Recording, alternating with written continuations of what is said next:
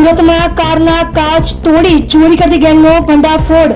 Crime બ્રાન્ચે technical સર્વેલન્સથી આરોપીઓને ઝડપ્યા. સુરત શહેરમાં છેલ્લા કેટલાક સમયથી પાર્કિંગમાં ઉભેલી 4-વ્હીલર ગાડીઓના કાચ તોડી તેમાંથી કિંમતી સામાનની ચોરી કરતી ગેંગનો આતંક જોવા મળી રહ્યો હતો. આ મામલે કડક પગલાં અપનાવતા સુરત ક્રાઇમ બ્રાન્ચે બાતમી અને ટેકનિકલ સર્વેલન્સના આધારે આંતરરાજ્ય ગેંગનો પર્દાફાશ કરી આરોપીઓને જેલના સળિયા પાછળ ધકેલી દીધા છે. ટેકનિકલ સર્વેલન્સથી મળ્યો સફળતાનો માર્ગ.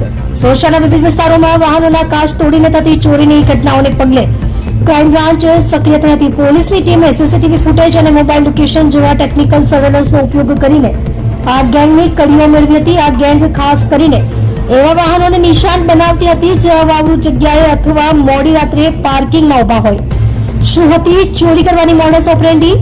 આરોપીઓની પૂછપરછમાં ચોંકાવનારી વિગતો સામે આવી છે. ભીડભાડવાળા વિસ્તારો અથવા રેસ્ટોરન્ટ બહાર પાર્ક કરેલી લક્ઝરી કાર માત્ર સેકન્ડોમાં જ ગાડીનો કાચ તોડી અંદર રાખેલા લેપટોપ, રોકડ રકમ કે અન્ય કિંમતી સામાન ચોરી લેવો. ચોરી કર્યા બાદ તરત જ અગાઉથી નક્કી કરેલા રૂટ પર બાઇક કે અન્ય વાહન દ્વારા સ્થળ પરથી પલાયન થઈ જવું. પોલીસ સૂત્રોએ જણાવ્યું હતું કે આ ગેંગ અત્યંત વ્યવસ્થિત રીતે કામ કરતી હતી અને પોલીસથી બચવા માટે સતત પોતાના રહેઠાણ અને સંપર્કના સાધનો બદલતી રહેતી હતી.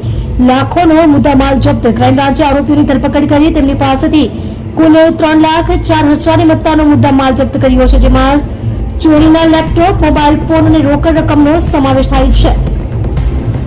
વડોદરામાં કાયદો અને વ્યવસ્થાના લીરે લીરા ઉડ્યા. ભાજપના ઉમેદવારોના સ્વાગતમાં લહેરાવાઈ ખુલ્લી તલવારો.